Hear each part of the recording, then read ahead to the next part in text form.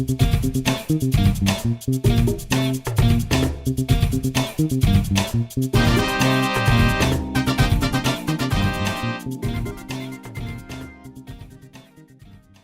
question is, how did we get, as a philosopher, unexamined life is not worth living? So my first question is, how did we get here?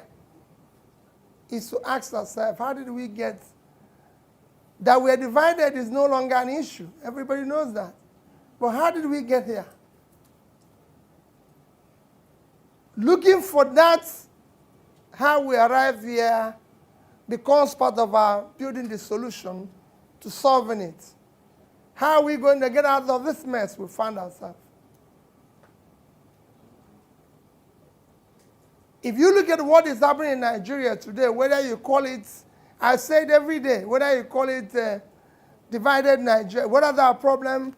We have a nation that is divided. We're not talking about division now along ethnic lines only. We have religious lines. We have even elite class clashes because of disparity of income and everything, which shouldn't be. So you have a crisis. We have issue of security of all forms, whether it's the security of life and property and any other forms of security. And two, have an economy that is heading south. No matter what anybody tells you. I had our chief of DMO saying yesterday that our debt is just 21.7 trillion, $70 billion. And he said it's not that when you compare it to our GDP, it's 17%, when we should have maybe about 30 or 40.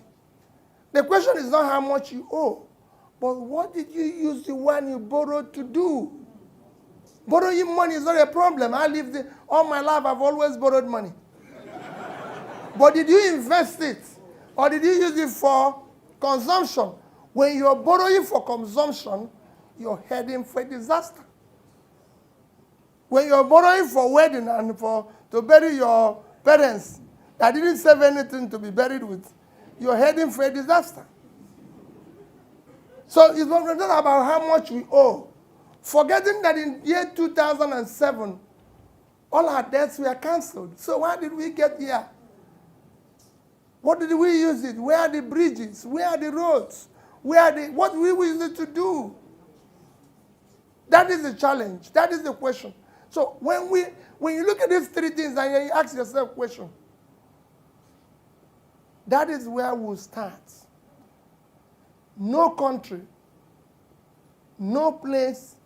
What we are going through today is a very simple thing. Is a cumulative effect of leadership failure over the years.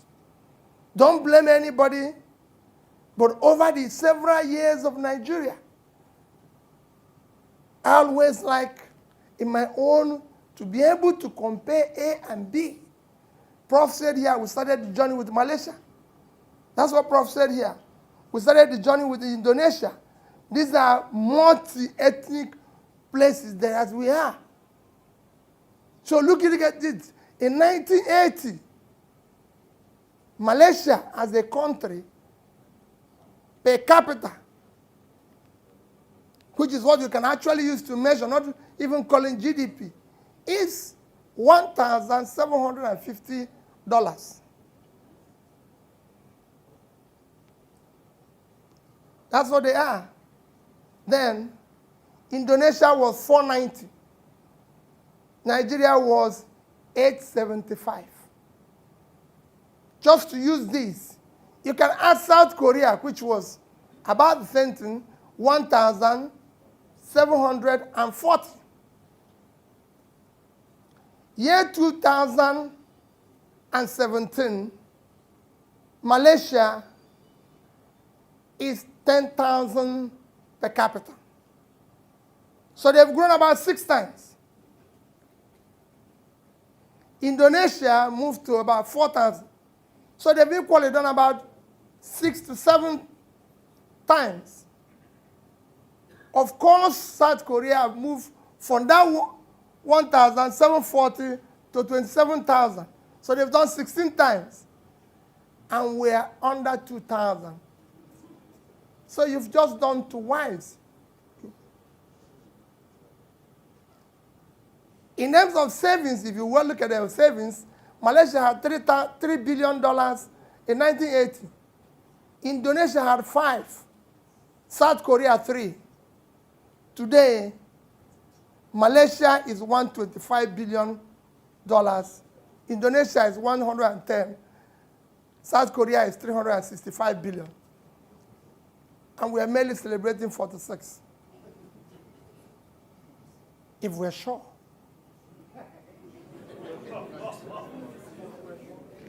And that is your crisis. This is where I want you to look at this division. What has happened? You've built leadership that what it takes to govern, the main critical component of governance is trust and confidence. Do you trust your government? I'm asking you, do you trust your government? No. Because this is where Peter Obi campaigns and said, I will do A, B, C, D, E, F. Then he goes into office. He starts telling you what he met there.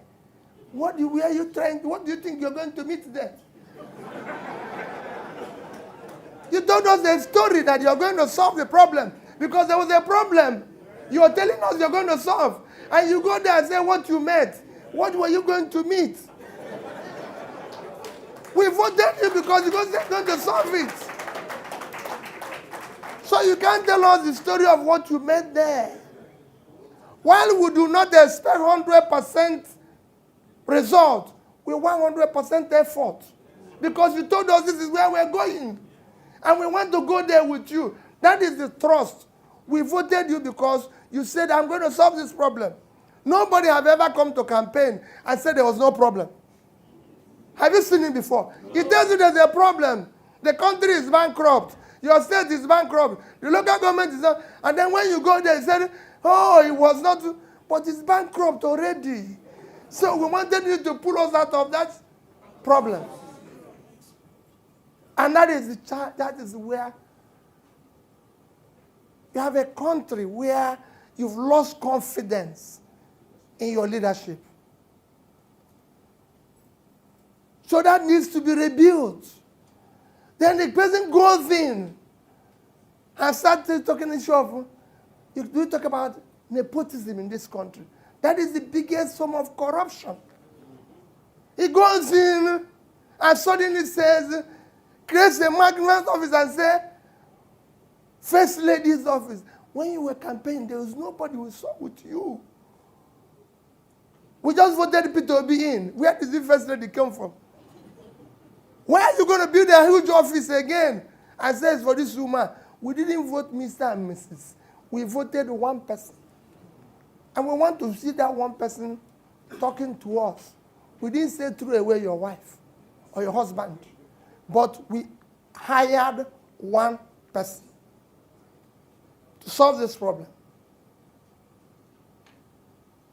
That one person will now bring the wife, bring the wife's cousin, bring the wife's brother, bring this person. Oh no. Is that what we are talking about?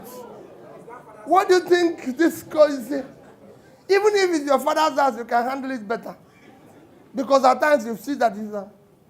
So nepotism become a measure of competence, become a measure of merit. The only people you now hire are those around you. Your uncle is chief of staff. Your junior brother becomes the minister for IGR. Your wife's junior sister becomes commissioner for everything. So, this is the crisis your country is facing. These are things that does not go well for society. If you want to build a society is built on merit. The reason why you see people struggling today to be anything is because there's no fairness. So I don't need to have a first class. I don't need to be the best. When I said that the class is about the elite, even in the disparity. None of you today knows what a local government chairman, a governor, or anybody earns. Quote me anywhere. If you know, you won't be here.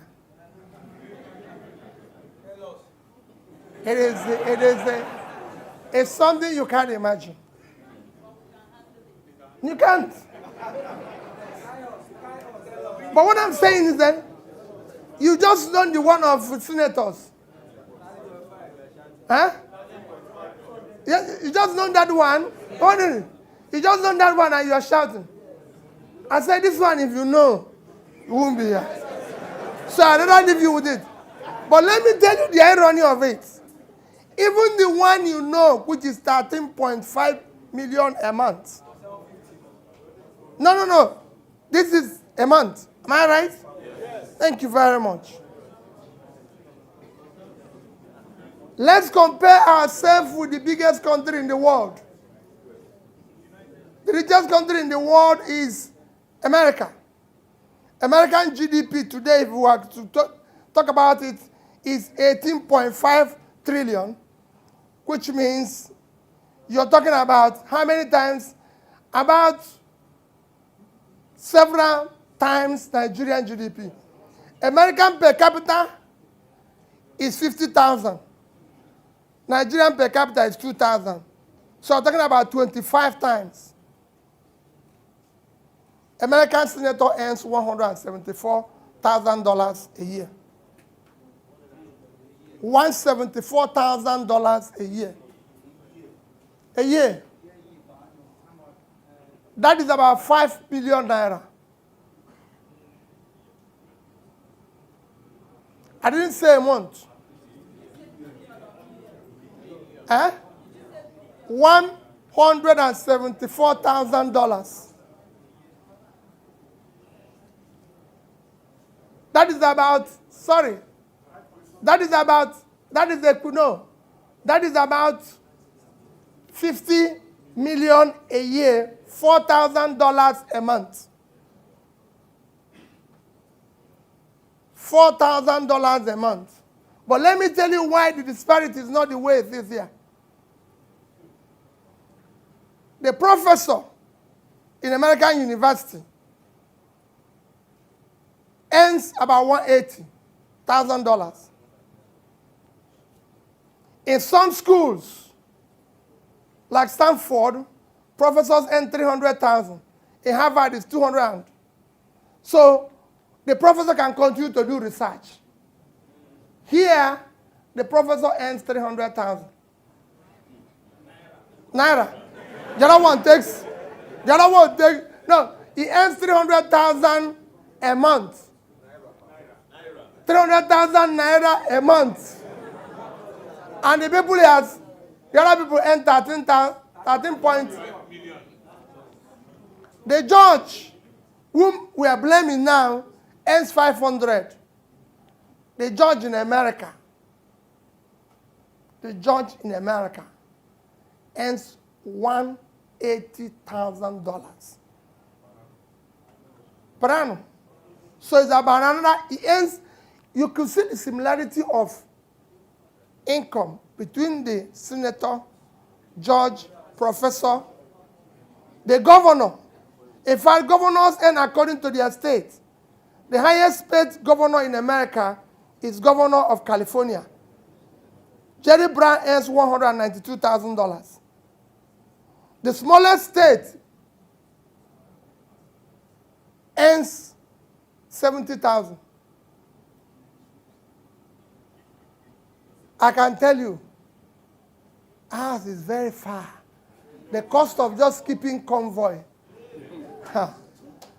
It's the job I've done. And why do I do it? No, when I talk like this, people feel, but why are you saying this? I say, listen, even if we did it wrong yesterday, can't we correct it today? Yes, I did this, and I found out it was wrong. I'm happy that sector commander was in Anambra State when I was governor. And he can comfortably say here that my convoy was not more than 4 vehicles. Because why? I found out and asked, why is all these vehicles? Nobody can explain to me. Why all these vehicles following me? Nobody can convince me. And it was costing us a fortune.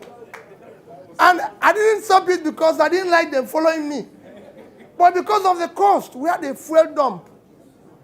We had a fuel dump that was costing us about 30 million naira. And I said, why are we going to have a fuel dump? They said, oh, no, we have to have a fuel dump. I said, no, we have to shut it down. Because we don't sell fuel. It's not about our business. So why are we going to have fuel dump? They said, no, in case there's scarcity of fuel. I said, if there's scarcity, we'll stay in it. We're not going to have it. And we shut it down. And we started buying fuel from the filling station. And it was cut from 30 million. We came to about 12, almost 12 million. And I said, why? It was because there was too many vehicles. They were filling every morning. And I said, well, listen, let's bring every vehicle out and know what each represents or do when it's on the road. And I found out that 60% of them are empty. They're just running around, creating confusion, causing traffic, and everything. And we shut it down. We had people, this motorbike. What are we? He knew. I said, what are you doing? If you know, to buy that vehicle, that motorcycle, is more expensive than car. I said, what is it? What are they doing? They just move in front. If they don't move, who do you get there? Who will get there? So, please, park this machine. No. Let me tell you, I'm happy he's here. People say, oh, you must buy bulletproof car. 100 million. What for? Anybody who wants to kill you, if you come down from there, he will kill you. If it's time to kill you, because you must come down out of it. For 8 years I didn't use, they didn't kill me. So what I'm trying to say is that these are things that are causing problems in your country. There's no way you will not have the agitations and the divisions you have today. Any economy that have 10 million children out of school will have all sorts of things. Most of you here are terrorists. Quote me anywhere. If you don't know where the next meal will come from, you become a terrorist. And people are being sold in slaves in Libya. Why do you think that is happening? We have not invested in education. We're not being told our people are unemployable. Who is saying that? We have not educated them properly. What is the education budget of this country this year? $1.7 billion. South Africa is 15 billion. And there are 50 million people. And we have 108-something million. The reality is that we need to fix here. It is not too young to rule or too old. We want people with capacity.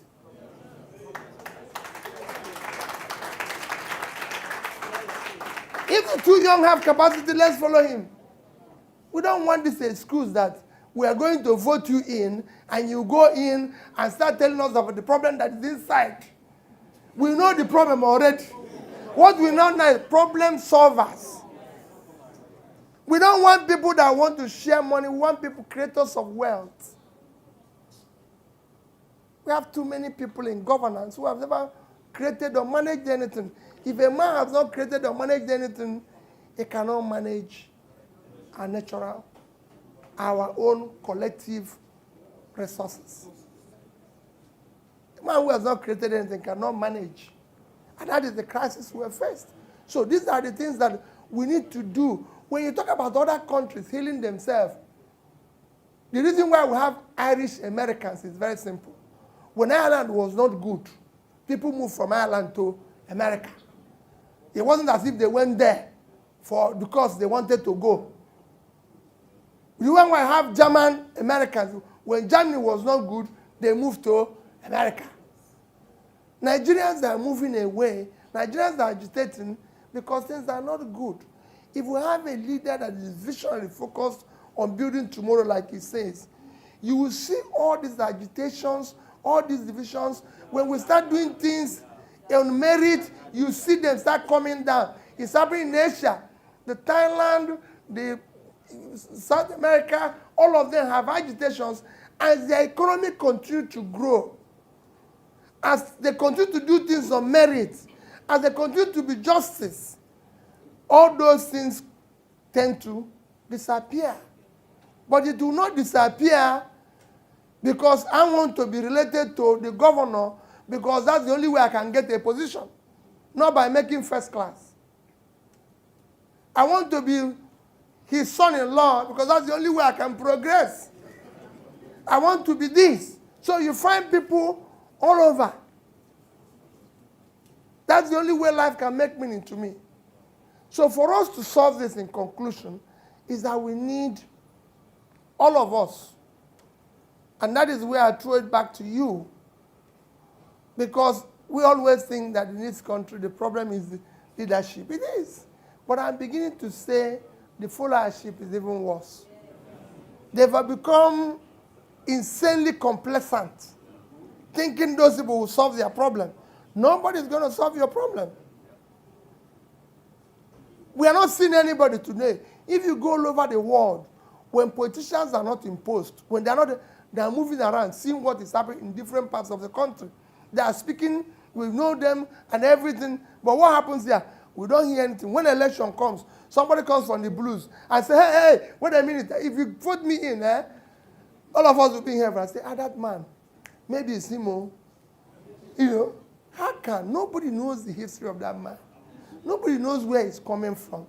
We have not heard him anywhere. So how is this man going to go? In fact, there's something I had, two things I'll conclude with. An interesting story somebody told me recently. He said, Peter, let me tell you how this country works. I have never seen somebody who wants to be president or governor became one. And usually, you know, the person will just be going around. Suddenly, somebody comes from nowhere. And he gave me an example. He said, that happened with Shagari. You remember? That happened with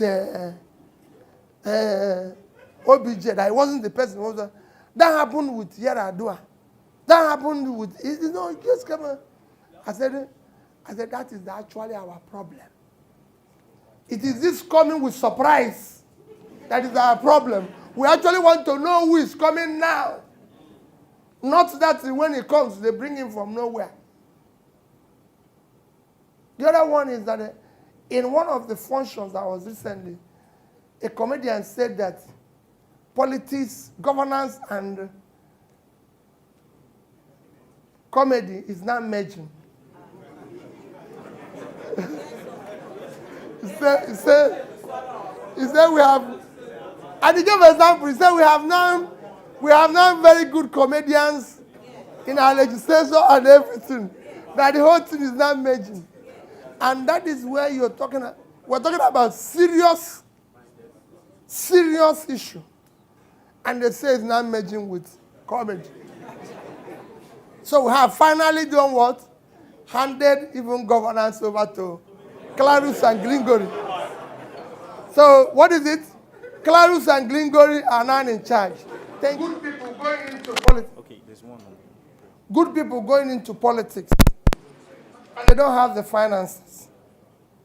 Don't you think there's so many good people who wants to do business, but they don't have the finances?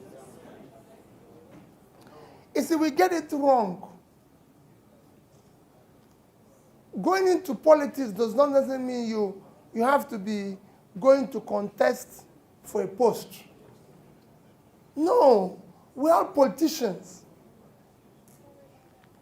You want an Obama style here. Yes, it can be here. Let me tell you how it's going to be here. We have ways to get leaders like the people that produced Obama. What do you think that produced Obama? Do you know how Obama came to the stage? he came through a process. There was a process where he became working in a particular environment, then was elected state legislator. From the state, he became citizen. People like Kerry, John Kerry met him and said, listen, yeah. So you have to go through that process. Unfortunately here, we all want to be a bishop without first being a priest. There's a process. It can be done.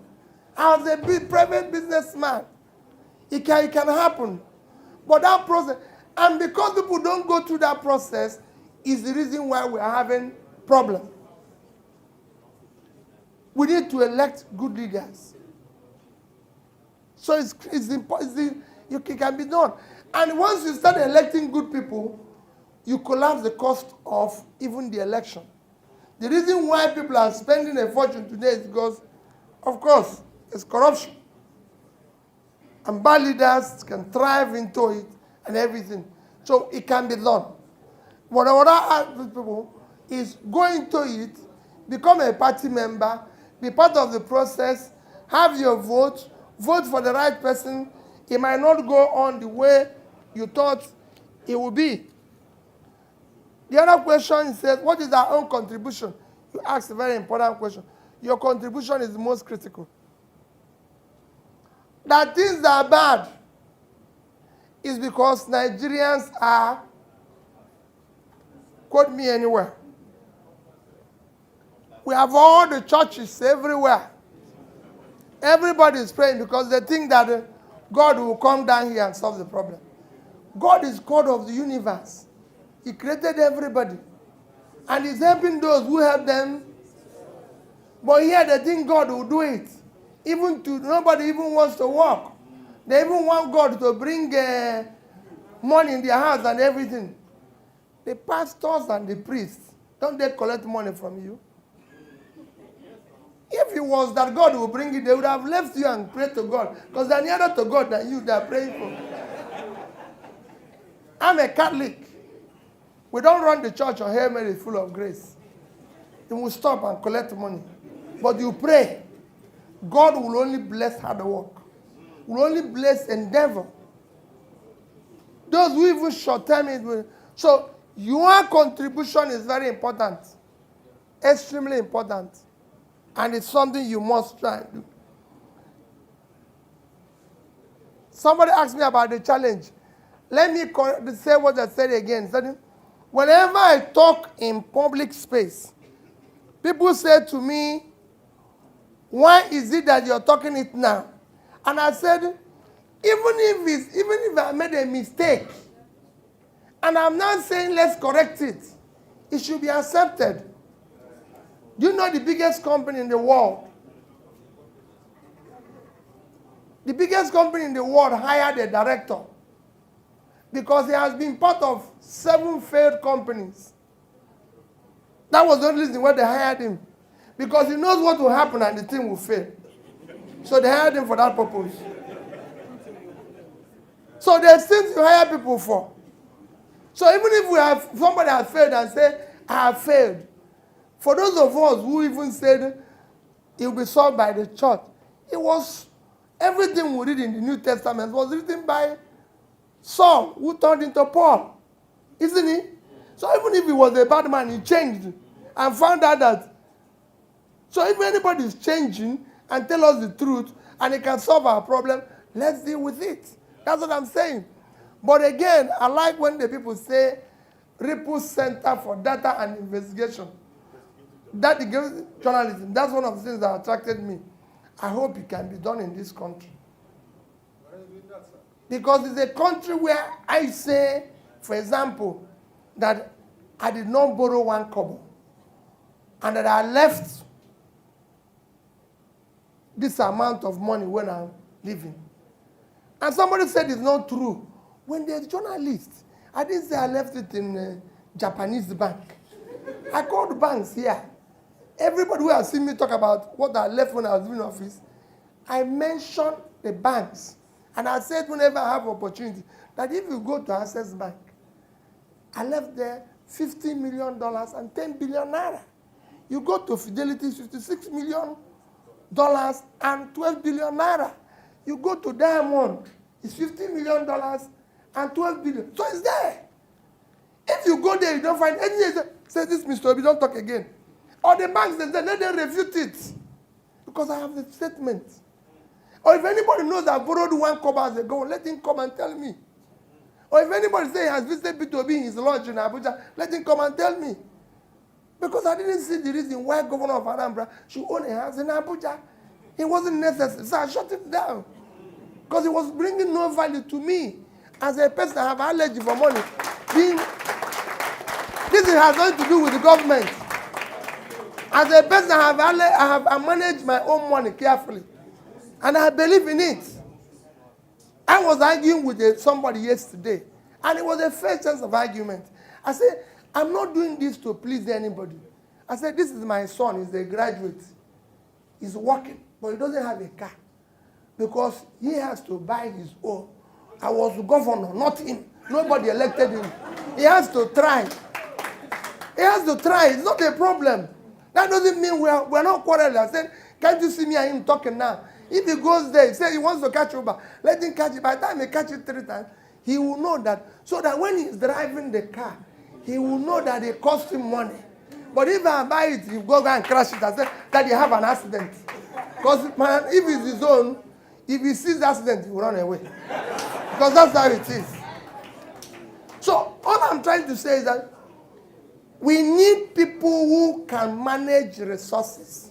What we need is resource managers. People who have capacity. So I didn't say I didn't do. There might be things that I didn't do well. Oh. I created more enemies. People quarreled with me. People are not happy with me and everything. But I didn't see reason why we should continue. You have seen me say it every day. I didn't see reason why I should have an office of first lady. Because it's my wife and I love her and we live together. And everybody knows. He knows how close me and my wife are. And we live, I see her every day. So why create additional confusion? He's running around, I'm running around all over the place with another convoy. No. So the thing is to ask questions. You can ask questions. I used to go around with an ambulance, for example. And I said, why is the ambulance following me? They say in case you have an accident. I said, it should be in the hospital now. If we have accident, they call them, they come. Because other people need it as well. But they fuel it every day. Year in, year out. They have 2 doctors who are not in the hospital following me around. Just if I have accident. Can anybody go out thinking about having an accident? No. You cannot do that. So these are things I'm saying. Let us develop a sense of reasoning in our actions. Can Nigerians be unemployable? As you know, I've said it before. It is absolute nonsense. Which university we go? Let me tell you, the conditions of Nigerian universities, if those people in the West come here, they will all fail. Quote me anywhere. You have heard me say it several places. The first time I went to Harvard, if I tell you my experience, where I was doing my course, they have wine, ice cream, everything. So, for 1 week, going to the second week, I wasn't touching them because I thought I was going to pay extra money. So I had a very good friend, an American friend, who believes he always wants to argue with me. He said, Peter, let's have wine. I said, no, because I didn't want to pay. Peter, I don't want ice cream. You don't want all these nice things. They have fridge, they have everything. He said, after about 1 week, about the second week, he said, Peter, why don't you have them? This is what you paid for. I went into my room and said, God forbid. I said, okay, these people will see. So every day, I come there, I take 3 times. Just to cover the one I didn't do.